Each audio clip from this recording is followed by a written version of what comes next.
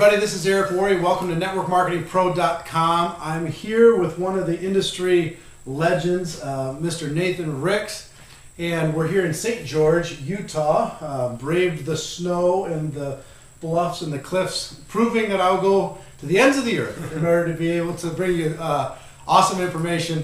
And this gentleman has been one of the true rock stars in our profession. He's earned over $40 million in commissions as a distributor. And first of all, thank you for taking the time. You're welcome. I appreciate it very much. Just kind of start off, one of the things I love about our profession is we get to do and see things that other people don't get to do and see. So what's one thing in the last 12 months that that you've been able to experience that maybe might be interesting or other people might enjoy experiencing? Eric, yeah, first of all, thanks for coming down here. It is the end of the earth. Yes, I know. It's one of those beautiful places that we get to hide out because we do this business. Right. Because we can live where we want to live, and we don't have to live in these metropolises. Right. So anyway, that's why we hang out here. I think in the last year, one of the things that has been most rewarding to me, most satisfying for me, is we all have these personal goals, and one thing that's completely outside of the business, completely outside of most other things you do, is that I've become a pilot. So Okay. I'm really into flying. Right. And I've been bitten by the bug. Yes. Really bad. Yes. And so I've had this goal to basically fly my own airplane. Right. And I've been flying small airplanes, but I also bought a jet. Really? So I use that to get around and do my presentations around the country and so forth. When you live in a small town, one of the downsides, besides the upsides of all the beauty in the small town, is that air connections aren't that great. Right. So basically, we don't worry about that anymore. We just go wherever we want to go direct, and then we come back here. So what kind of jet do you have? It's a Citation, Cessna Citation. Nice. So how fast does it go? 400 and something miles an hour, whatever. And seats how many? We can take 9 total with the pilots. I'm so jealous. But anyway, the key has been to learn to do that single pilot. Yeah. And there's a few jets that you can get a single pilot rating in, and this is one of them. And so that's been a goal of mine, is to be able to do it all by myself. And Sure. and it's busy, when you're Right. in a jet and it's going real fast, and Right. you got airspace and you got approaches and airports and things. How So, far is the jet from your house here? it's about 10 minutes. Oh, Yeah. man. No, No security. Don't have to go through the lines. Yeah, you have your own security at the gates of the airport, but it's a card, and Right. you're in, and you get in your hangar. Pretty and, nice. Open it up and go. I'm completely jealous. I'm fun. behind you a little bit, but I'm It's coming. fun. Some questions for you today. First of all, we both of us are big fans of the network marketing profession. We think it's the best way there is to live. But it's true that there's misconceptions around the world about our profession. What do you think is one of the biggest misconceptions about our profession? Well, obviously the biggest one is people say, well, that's a pyramid scheme, and certainly, there are people out there that would want to operate a pyramid scheme. Sure. Bernard Madoff is one, and Right. there's others, that do it in a really big way. Right. Network marketing people that are ill-informed or maybe even dishonest do it in a smaller way. Right. But nevertheless, pyramids are illegal in every state I know of and every country I know of. And the difference is that if you can find a great company, you can find honest people, Right. and you can end up finding products that are real, Right. then you can build a real business. And that's where I think the public gets confused. And part of the problem is the industry's confused with it. Sure. Unfortunately. Sure. There's been a few people out there that have gone out there. We always say network marketing done wrong is Yeah. your worst nightmare. Yeah. Network marketing done right is a fairy tale. Yeah. And you got to find it and find the way that it's done right. And that comes down to management, company, a product line that's for real. Those key things. Compensation plan that's within the bounds that have been set out there. Those are the key components to find one that's real. So what would you say to the people who are perpetuating this? I mean, there's all this online, people are going crazy online, they're pitching their stuff, they're telling their stories. What would you say to some of the people that are perpetuating this misconception that you're talking about? I'm here to talk right there. Let's kill this. Then you'll have to cut that. Okay. Hey guys, we're just recording in here, so okay.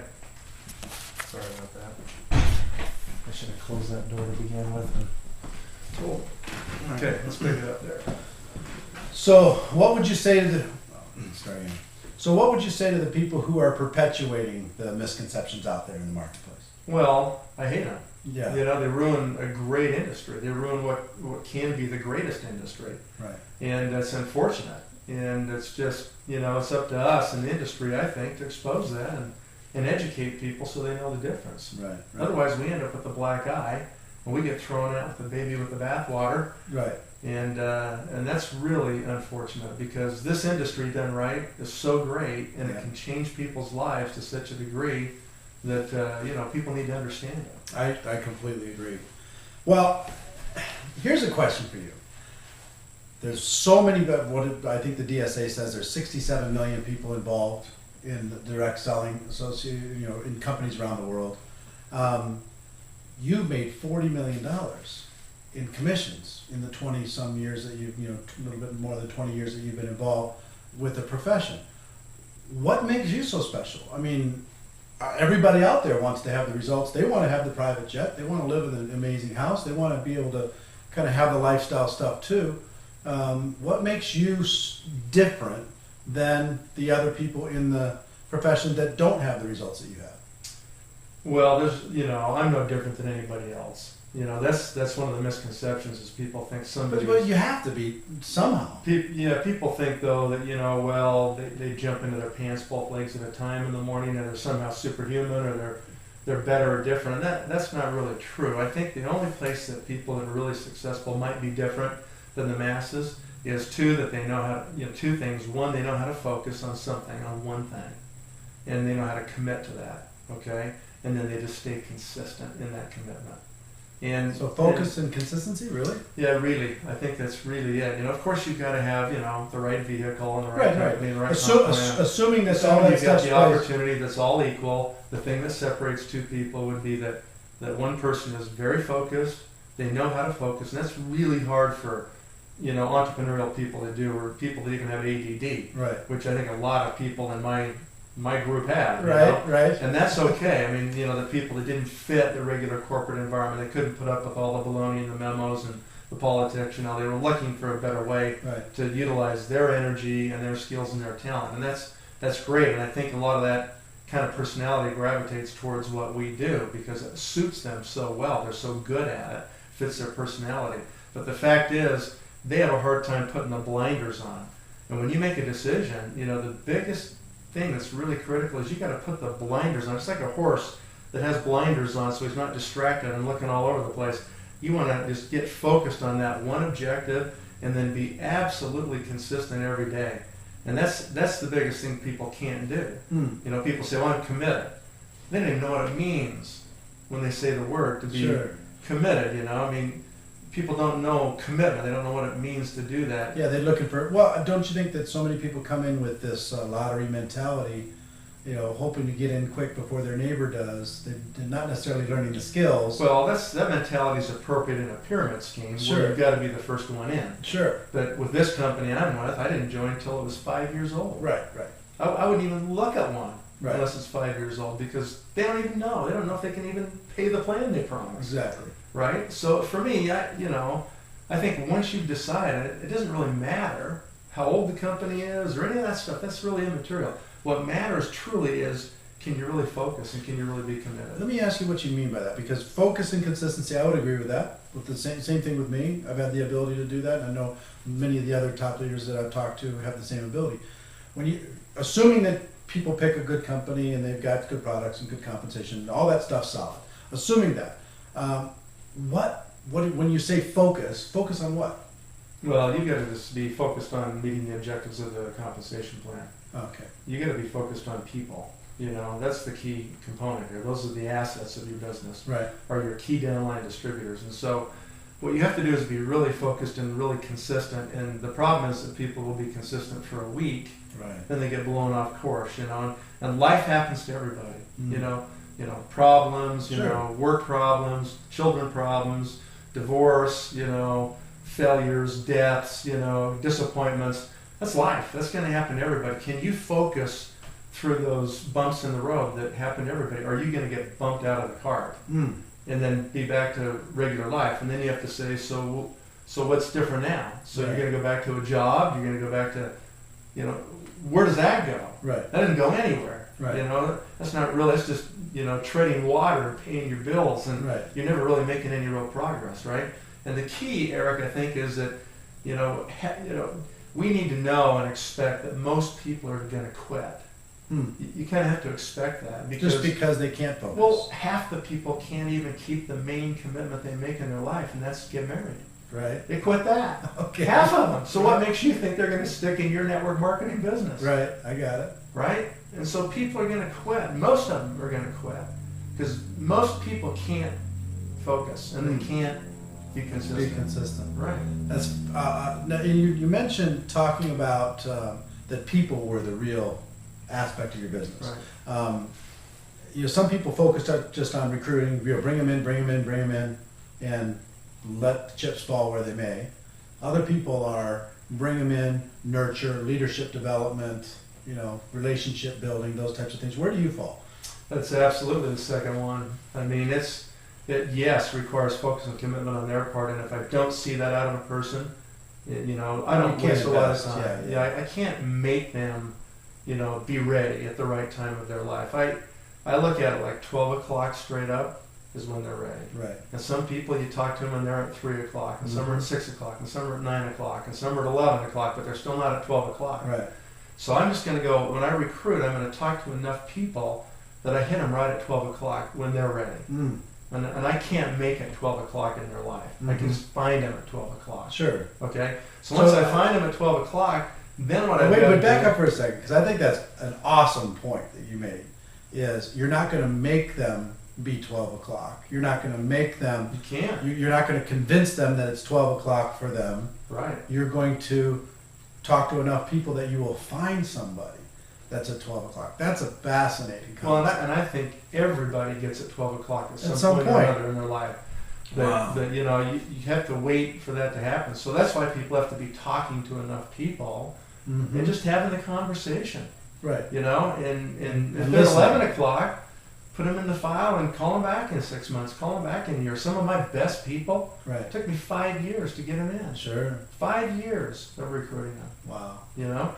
That's okay. I just, I'm not going anywhere, and I know that eventually they'll be at 12 o'clock. And hopefully you're talking to them. Yeah. That's what I see so many amateurs do. They talk to somebody once, and because they're not at 12 o'clock, the person says, yeah, it's not a good time. And then they never, ever talk to them again, or they get mad at them and close the door, they hurt the relationship. Right. Or they're offended because somehow they're insecure enough, and the Yeah. person said, I'm not ready, or it's not the time for me, or I'm not interested, Sure. None of that means anything. They'll eventually get there. What do they have? They got nothing. They got a job, maybe. Right. But they'll probably lose anyway, or they're not going to stick with it anyway. They're not going to have any future anyway. They're just renting their life to somebody, okay? Right. So eventually you got the gold. Sure. They're going to want what you've got eventually once they finally mature enough right here personally in their personal financial progress that they finally realize that they got to do their own thing. They got to have something for them.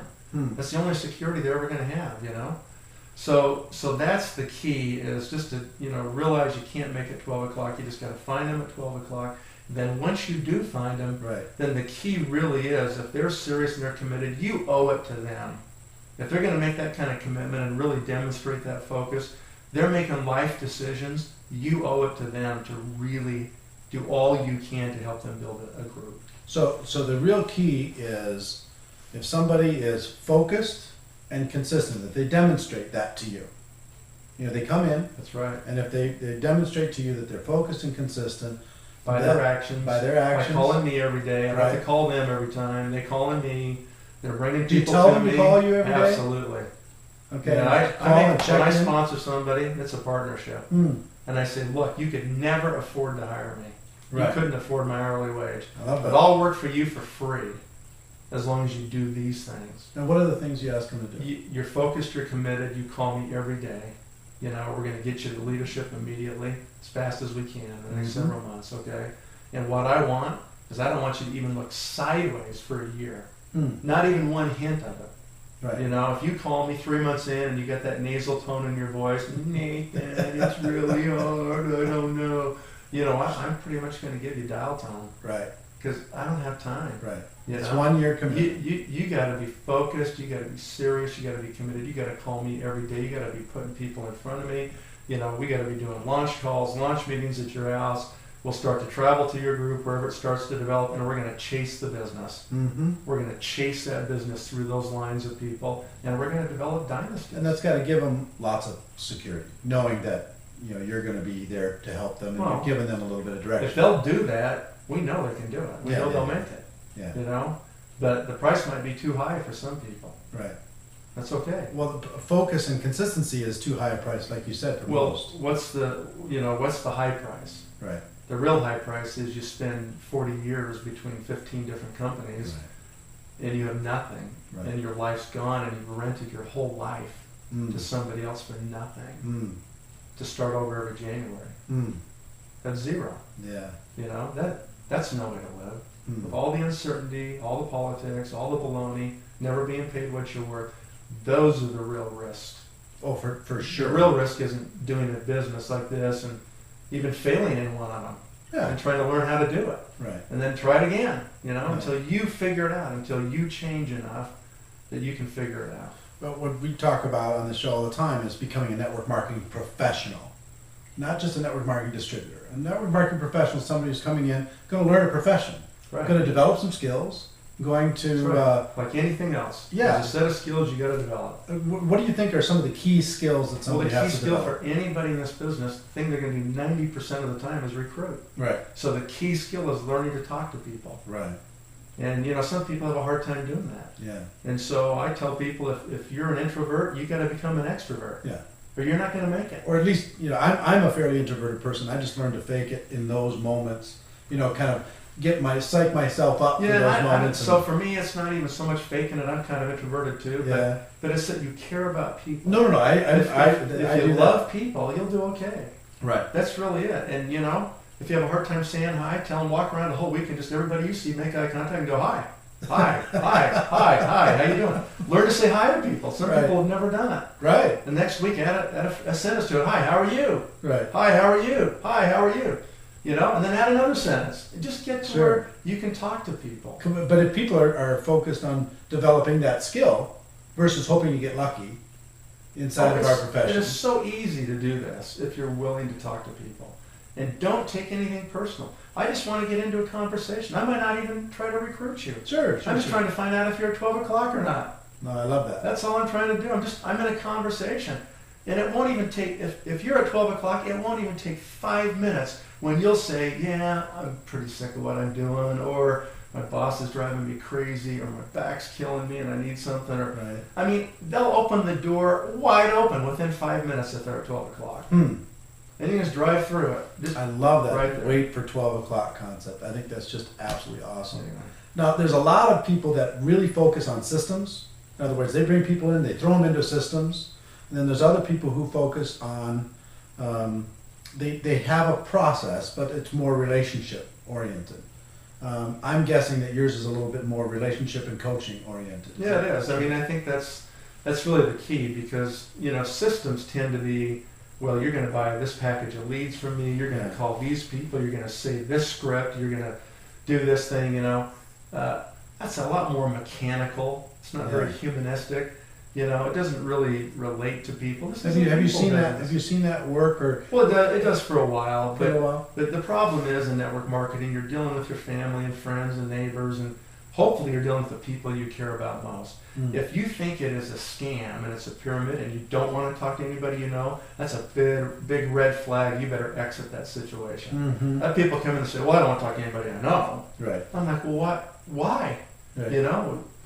You don't believe in it. You don't believe in the system. You don't believe in the products. You don't believe in the industry. I mean, what you just want to run out there and take advantage of a bunch of people? Is that how you're viewing it? I mean, if that's the way you're viewing it, you're all screwed up. Right. I don't got time to work with you because you don't believe it. Right. And you better not do it if you don't believe it. Yeah. And so you should talk to the people you care about most if you really believe it. Right. For sure. So friends, family, neighbors, contacts, it's FFBC. Right. Those are the 4 networks everybody has. Okay. Friends, family, business, community. Okay. And I just want them to, think about those 4 groups. And we're going to write down names, and we're going to go to the hottest family member, the hottest friend, the hottest business contact, and the hottest community contact. Mm-hmm. Okay? And start down the road. Then we're going to start 4 groups, and we're going to see what happens. Now let me ask you this. There's so much happening today with social media, Facebook and Twitter, and people are connecting, Mm-hmm. and they're developing substantial, not warm markets, but medium warm Sure. markets. They're not cold. They're developing real relationships with people. What do you see as far as some people being able to use that tool? Those are all to good expand their initial business? ways to make a contact, but it really comes down to personal conversation. Right, I agree with that. Right? I mean, that's just another way that they're part of a network of yours, a friend of yours, a family member, a contact, Sure, those are all great things, okay? But then it comes down to talking to people. I mean, we make extensive use of Skype. We do that all the time as a new tool on the web that we can use to have face-to-face conversations with a video portion, or just voice conversations, share files, whatever, okay? So there's lots of things you can do from a technology point of view, but it comes down to that person. That person's got to believe that they're going to have a future here, that there's an opportunity here. And so that comes down to me relating directly with that person and saying, listen, this is a partnership, Right. You push on the gas, I'm going to push on the gas. You let off, I'm going to let off. Because my time's my most valuable asset I have, especially... I love that you couldn't afford me. Yeah, well, for most people, they're starting It's true. part-time anyway, right? Right. So that 1 hour a night they have, or weekends or evenings, that's when they're going to start building their business. Mm-hmm. They're working for the man still 8 hours a day. So time is really limited. Time's their most critical asset. They can't afford to waste any time. So if you see somebody pulling back, you got to pull back and go put your time someplace where you're going to get the return with people that get it. Right. Okay? And I just tell people, I'll match you energy for energy. Right. Whatever energy you're going to put in, I'll match it. Yeah. You put it in, I'll put it in. You pull back, I'm going to pull back. Yeah. So just realize that's going to be the partnership. That's going to be the relationship. And if I'm not working in your group and in your downlines, believe me, I'm working in somebody else's. Sure. If I'm not working in yours, I'll be out creating your competition. Right. That's what's going to happen.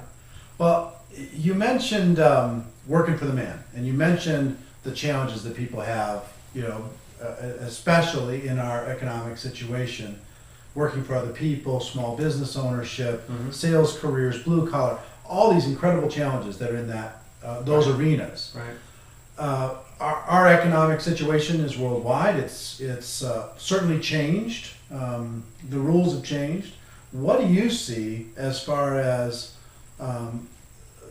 what's going to happen this era of network marketing in this economy? What do you see as what's going to happen? What's the big opportunities? What are people going to be looking at? Well, the economy is changing, and today the world economy is a lot more integrated than it was 20 years ago. Mm-hmm. When I started this industry, there was a day when you could get commissions out of different countries, and if one country had a recession, it didn't affect the other countries, and it was this really nice, diversified income stream, right? Well, today it's all interrelated. So everybody's getting hit today, and we're in an unprecedented time. And nobody wants to say the D word, but we're basically in a depression, okay? It's ugly, and it's going to get a little bit worse, through 2009 before it starts to get any better. And we're going to see thousands of banks fail this year in this country and around the world. Europe is probably in a worse situation than we're in right now. So it's really tough, and that just creates a tremendous pool of people that 2 years ago wouldn't even listen to us. 2 years ago, they could put a house under contract and make 20 grand before they even closed on it. Why work? Right. It was fluff. It was fantasy. It wasn't reality. Yeah. So today, there's really hard realities facing people. And the good thing about that is that we have some real solutions for people. So that's the good news. Yeah. Okay. Now, today people are not looking for investment opportunities because they don't have any money to invest. Right. They're looking for income opportunities. And that's what this industry provides people. We give people an immediate ability to create income. And that's what people are looking for. So in times like this, we do really well. Really well. Do you see us? I think we need to be able to we have an opportunity to tell the story. And I think we need to do a better job of somehow saying to the world, look, the scariest place to be in the entire world, the most insecure place to be in the entire world is working for a company. Right. Today. I'll tell you the 2 reasons that network marketing is the best business vehicle on the Please. planet. Okay? And these are not really discussed openly in our industry. Oh, great. But this is after, my small brain thinking about this for 20 years, okay? I mean, $40 million really, worth of results. All right. These are two things that make a lot of sense. And, if there's anybody who's, a corporate chieftain who's listening to, this interview at some point, or a business owner, you're going to understand this. You're going to hear this right now and understand it, okay? So number one reason is that this industry is completely efficient. That's why people like me can make a lot of money, okay? Because I've been here 20 years, doing it every day. I don't really take a whole bunch of breaks. I'm just consistent because I love the business, because I love people, because I want to help them be successful like I've been. Right. Okay? So here's the number one thing. If you're a slug and you work in a big company and you're kind of hiding in there and you're hoping nobody finds out about you because you're a slug and you don't even really produce anything, you actually distract people that are trying to do their job. Right. You're kind of a disruptive person. Huge corporations are full of these kind of people. They're hiding out in these companies, and right now they're trying to find them and get rid of them. Right. Because those people are dead weight. And if you're a productive person and you work in that same big company, you're hauling that unproductive person on your back. You're trying to produce enough for you and to pay their salary. Okay? And big companies, by their very nature of the traditional employer-employee structure of the world that's been out there for 100 years, that model is becoming more and more broken because it has to carry lots of unproductive people. Now, if you can, have an inefficient system like that, and you could change it, and you can make it completely efficient, and in this business of network marketing, the reason it's efficient is I don't get paid anything unless I produce. Right. Period. Right. It's completely efficient. I don't have to haul anybody on my back.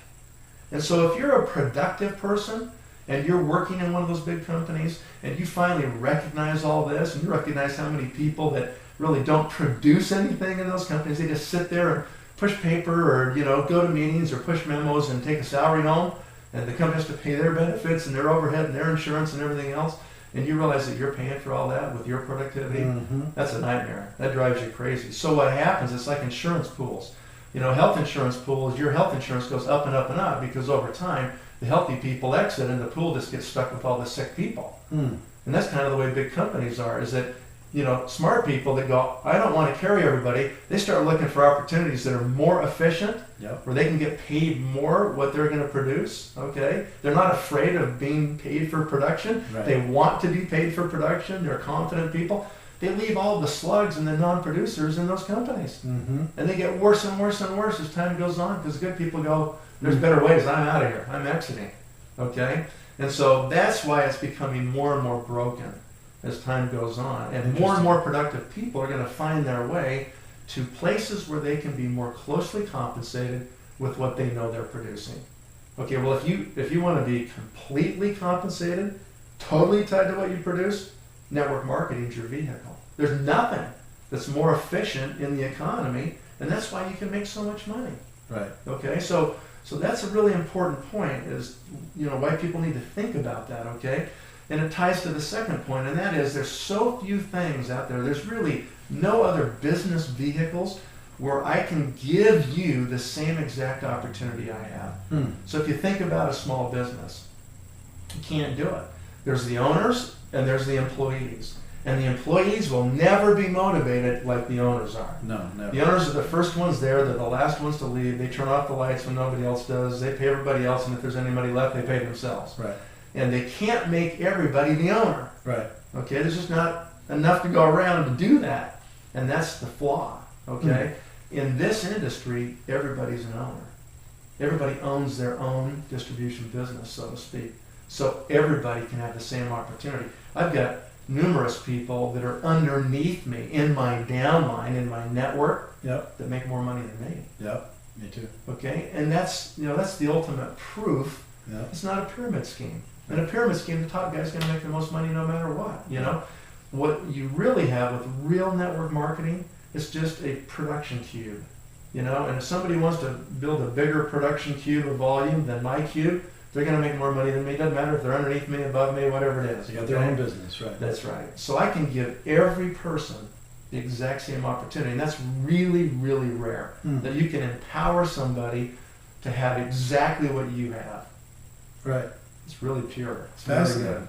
I love that, and I think we need to tell that story better to the whole world. Yeah. We tell it to each other. We need to tell it to the whole world. Hopefully, this will be a part of that. Let me ask you this: you've been around for 20 years. You made $40 million. You've helped hundreds of thousands of people, I'm sure, around the world. During this process, was there any major defining moment, some moment where something just clicked and you went, oh, and then your business was completely different from that point forward? I'm sure there's many. Yeah, I mean, over time, you obviously have different experiences with different people and different scenarios, but I came out of the real estate industry, and when I had first joined this company that I'm involved with now, I went out and I started calling my friends, and I called a friend of mine that I used to do very large deals with, right, $1 million deals with, and he worked at Coldwell Banker, and so I called him up and I said, I'm going to come down and talk to you. I got to show you this. And I remember walking in to his office, and he was busy, and the secretary said, go in the conference room, he'll be in a minute. And I remember sitting there with my bag and my products and stuff, and I'm thinking, okay, I'm gonna, pitch this guy on this, and he's a friend of mine, and I'm gonna make it happen. And he came in the conference room and he goes, what's up? I'm real busy. What's going on? What do you got? And I said, well, I've got this thing that I am really excited about. I think it's the greatest opportunity I've ever seen in my life. And he goes, well, what is it? And I said, give me your hand. And I grabbed his hand and I went, squirt, squirt, right, squirt, like that. And he just stopped and he kind of pulled his hand away. And the lotion's dripping through his fingers and it's going splat, splat yeah, on the glass tabletop. And he just looked at me and he goes, are you out of your mind? what's happened to you? Yeah. What's happened to you? We used to do multi-million-dollar real You used to estate be a deals, businessman. and you're selling hand cream? And I could kind of tell right then, I thought, he's going to destroy me. Right. He's going to steal my dream. He's going to crush my confidence, my ego, I didn't have the words to say. I didn't know what to say. I didn't know how to combat him, with what he was saying. And I could tell that he was sincere in what he was saying, but he was also being a little vindictive. He was kind of being a little bit mean. Yeah, mean-spirited maybe, or whatever, And maybe it was he just said, oh, this is another one of those network marketing deals or whatever, and, I'm going to crush this guy or whatever. And I don't know that he was intentionally doing it, but it was kind of happening that way. And I felt threatened. I thought, I'm doing this and I want to do this, and I think I understand why I'm doing this, but now I'm not sure why I'm doing this, now that he's right here in this moment, right in my face, And I just said, I'm really sorry. This is a mistake. And I said, I'm going to leave. And I just packed up all my stuff and I walked out, and I was so angry at myself. And I remember going down the elevator and I get into the parking structure and I'm so mad. I remember I opened that car door and I took that bag and I threw that bag as hard as I could, and it smacked against the other door and fell down on the floor. And I sat there just white knuckled, gripping the steering wheel, and I'm thinking to myself, why didn't you say something? Right. Why didn't you defend yourself, And it was really a frustrating moment. And I remember I had one audio tape from a person in our company. Right. It was the only thing that was out there at the time. And I remember 2 minutes later, I'm driving down the road and I'm listening to that audio tape, and I'm trying to get my attitude back.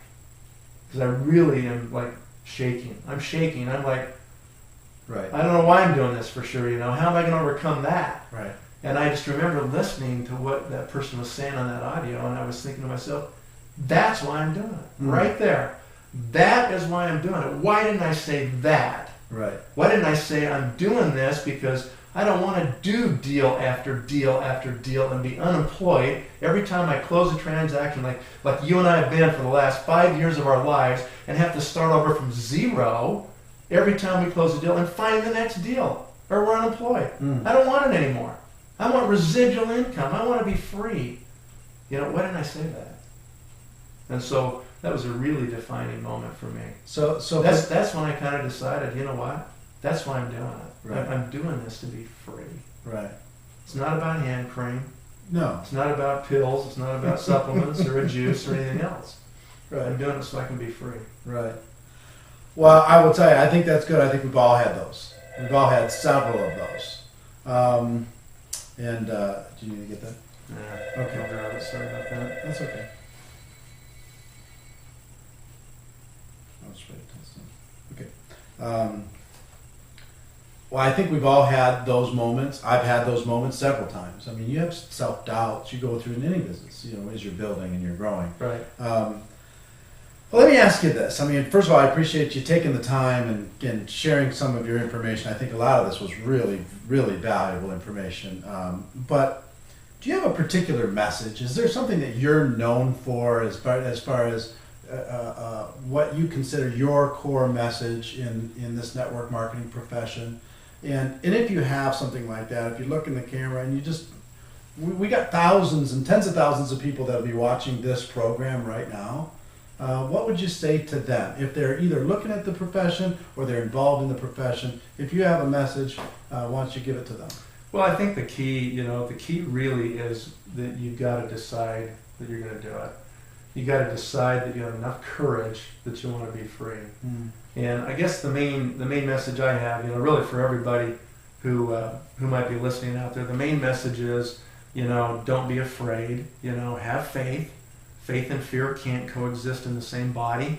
So if you're full of fear, you don't have any faith. Okay, it takes faith. You got to believe in yourself. You got to believe that it can happen. And sometimes you're doing that against all odds, against spouses that don't want it to happen, friends that don't think you can do it, people that have never done this but think they know better and are going to tell you all about it and why it won't work. Okay, you got to believe in yourself enough, and you've got to be consistent enough that you can, keep putting one foot in front of the other. And if you do that, then what happens, and what's really critical, is that eventually you'll start to understand how to make it work. You'll figure it out, okay? And then as you figure it out, it'll make you free. That's really been my message, I think. My message has been to people, don't trade your life away.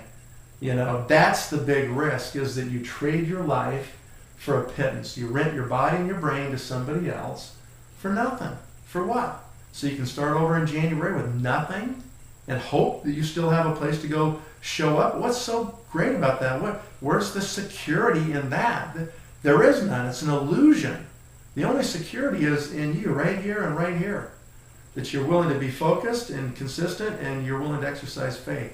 And if you're willing to do those two things, you can do it. Well, thank you very much. I appreciate you taking the time. Ladies and gentlemen, here's what I would ask you to do.